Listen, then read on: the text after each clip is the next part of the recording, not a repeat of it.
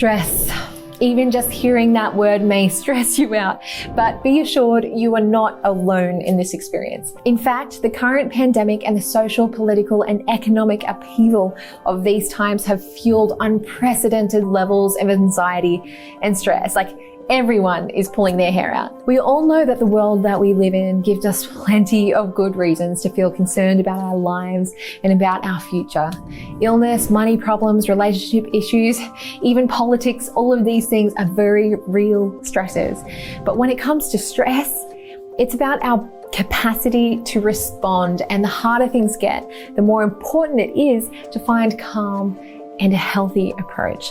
I know this is easier said than done, of course, but the good news is that there are many self-care strategies backed by science that can help you respond to whatever challenges life throws at you with as much resiliency as possible.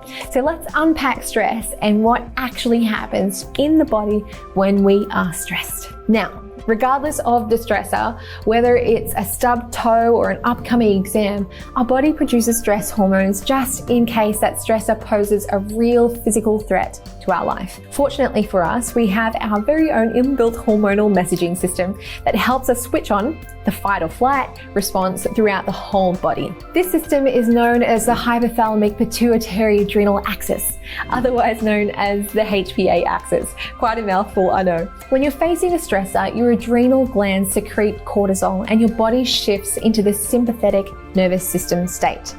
In this state, under the direction of signals from the brain, a number of things happen. Your body frees up stored sugars for a burst of energy. Your heart rate and blood pressure increases, and your digestive system is temporarily put on hold. All this is done to give you the energy you need to escape from a risky situation or to stay and fight. Now, normally once the stress has passed, hormones are released that prompt a shift back to the parasympathetic nervous system state, which is the mode that supports digestion, healing, immunity, and proper metabolic function. Unfortunately, often our stress today just doesn't go away, and our nervous system becomes stuck in the state of alarm. And when we're in this fight or flight alarm mode, we have higher levels of glucose circulating in our bloodstream. This, of course, prompts our pancreas to release more insulin to try and clear out the glucose, and eventually our cells can start to become resistant to that insulin. With elevated cortisol levels, the body also produces less testosterone, leading to a decrease in muscle mass, and your body starts burning fewer calories. This can lead to the dreaded belly fat. Activation of your stress response system also increases the production of pro-inflammatory chemicals. Inflammation can cause a leaky gut and leaky brain that may eventually give rise to autoimmunity, where your immune system begins attacking your body's own healthy tissue. So all these various outcomes caused by a poor response to stress, being insulin resistance, weight gain, abdominal fat, and inflammation, can lead to type 2 diabetes as well as increase the risk of cardiovascular disease, stroke, and a host of autoimmune diseases. So what does the science say? Well, I don't want to leave you with just the doom and gloom. Definitely not. I want to give you the top 5 tips that I can give you today to implement to enhance your response to stress. Number 1 is meditation. Meditation is a great stress management tool as it ultimately is about reprogramming the brain to cope better with stress. In training the mind to be more open and less reactive, it can help you change the way you view and relate to stress.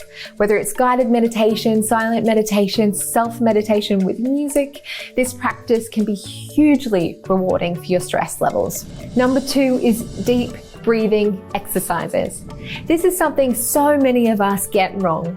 Shallow breathing is a signal that communicates to the body that something is wrong, that danger is present, and the body can release stress hormones accordingly. Deep breaths using your whole diaphragm a few times a day can be enormously healing. Number 3, you can journal your gratitude. Researchers at Harvard Medical School report that practicing gratitude enhances your positive emotions, helps you get more joy out of positive experiences, and helps you to respond well to challenges and stresses, improves your health, and helps you to have more satisfying relationships. What a good reason to go out, purchase a little notebook, and start journaling.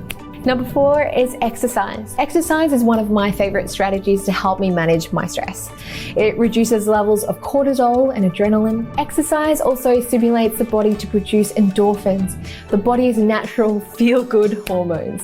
And that's why I love it. Whether you enjoy hiking or running, yoga or Pilates, being physically active can help expend excess energy, which will help make it easier for your body to relax in the evening. Aim to do 30 minutes of exercise per day or 45 minutes 4 times a week.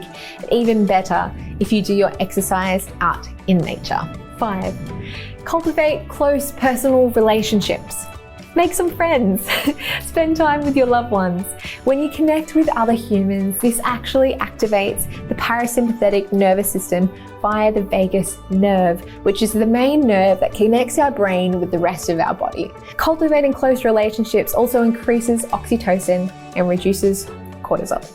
So that's my top 5 tips to enhance your response to stress. And as you see, stress can wreak havoc on both our physical and mental health, and knowing ways to manage your stress better can be an absolute game changer. So that's it, folks, for today's video. And please don't forget to like and subscribe. We want to share this information with as many people as possible so we can get this crucial information out. And by sharing, you help us with that mission. But before you go, please click on this video here to find out more about the connection between the gut and the brain, and how inflammation in the gut can trigger the development of depression, anxiety, and other mental health disorders.